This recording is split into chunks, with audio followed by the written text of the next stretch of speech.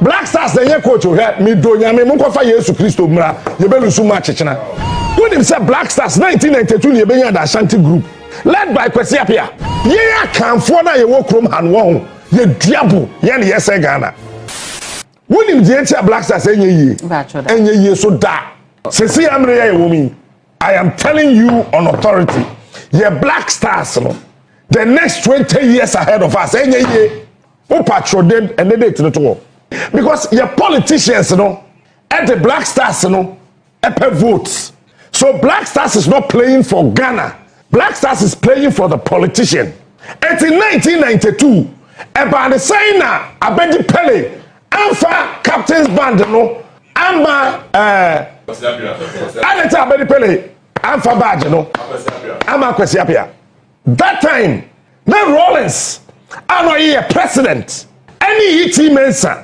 Afase no was supporting Abedi Ayew Pele group Blackstars no started say Eshegu after our last AFCON victory no and a politician didn't echo shame 1992 ye chair Blackstars mu mienu obi anwe no ho when him say Blackstars 1992 ye benya da Ashanti group in the Blackstars led by Kwesi Apia I shall say 1992 so the Ashanti group were the MPPs led by Kwesi Apia and Abedi Ayew Pele were the other group, NDC group led by Abedi Ayew Pele. When it was the NTR, Emma Abedi Ayew Pele was so because of indigenous tribal politics.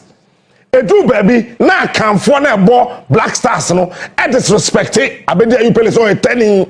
And on also says, maybe a 10 year, meaning more no watching work and so our input into the country might be tribal, but our output in terms of performance, no, I can outshine you. It is sanity here. Hey, I'm in charge. Maybe you can true and true. But yeah, can for na you walk from and one, you diabo, yes, Ghana. We the so-called Akans, led by non-Asante or Ketechia Smesi or Hina Smesi, we the Akans are the biggest problem of this country. Akanfo mudafo, yei Akanfo, we are the biggest problem of this country. And it was an Akan who created the problem. Our Blackstars in 1992. Make us say, oh, you are back, or you are where? 1992. Blackstars problem started from 1992. Nobody decided to look at it and fight the problem from its origin. Eti Abedi Pele say, okay, I am the maestro. Some of you me 10 in the air. Okay, let's see. And listen, Sabedi and Bobo na Ghana and Shego Alamwa. And yeah, the tribal politics, SSL Blackstars in 1992. We don't respect and tough war any other tribes. They're from a minority tribe. Can you imagine? Tribal politics now. When it says we are 10 and we are Benina over Blackstars, there was said you treat you. And in 1992, yeah, they Akan and tough war, Akan and tough war, and I can't want to say, and they are more.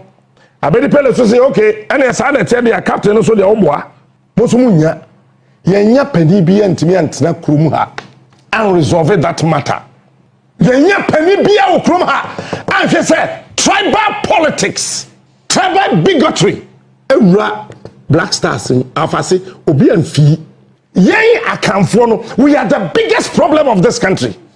I'm not being tribal but I'm telling you the problem with us back to 1992. And almost started so moody Abedi Pele ni. And Abedi Pele di mirika call Rollins so quite and say, I'm going back to France. That I'm not born Lyon. Yeah. I'm going back to France. Monji Mutimi. So Rollins and ET had no choice. Say you are the captain. You are the one who will protect. Besi ne when him say Crawford no mo kobo 1992 African Cup no mo ne nkasa. Mo ne yaka. Akanfo a wo mi na Abedi Pele yaka. Into Abedi Pele into me and joining East League on executives. Say Sami Kufuor. I don't know Abedi Pele ni ho. Why if I say a choice and your choice? Because we're 10 and the same thing and it happened in J. Kufuor's time.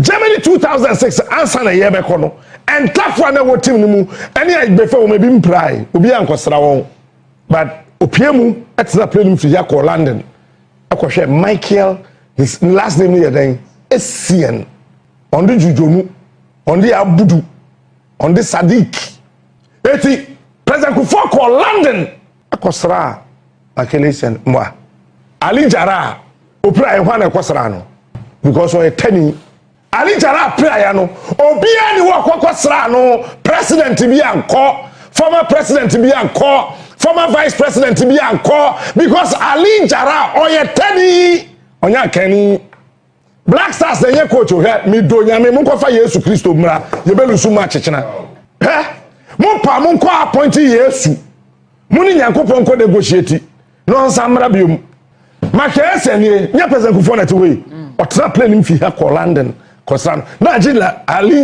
ya fa say Ali Jara ni na mabu otegra he ya obi ankosana no ko Ali Jara ye tani hwe time a wo di Kumasi Stadium to baba yara. It took only 2 for to come and say, hey, Munja Jimmy, no. Now, for 40 Kumasi say, you are Santa Fe, baby, Amomo, I don't need Kumasi Stadium, then to tell me, Meboa, Jamie. Eti, Bessin, ne, and Crawford, and person, Mefre Kumasi Stadium, say, friend Baba Yara Sports Stadium, your friend Kumasi Sports Stadium. Sani, they say Blackstars from 1992. She said, they are mad to D. I go Chiwo Kruma, I go we and a year. Share. Abrante ya omkose no adan hoyi Christian Achu Chenidi no ayachu won say ye Christian Achu ye wokurum ha edu ba bi na ye maso ebuchafo se ebeko ebuchafo se enko GFA beko GFA enko sanka Christian Achu odi kojo yire nchi ti se de meti he ya kan kurom he na baboso agye giram na ka hwede ye koso we ye president akachem se wonko obi a wabo Blackstars ahye go ama Blackstars.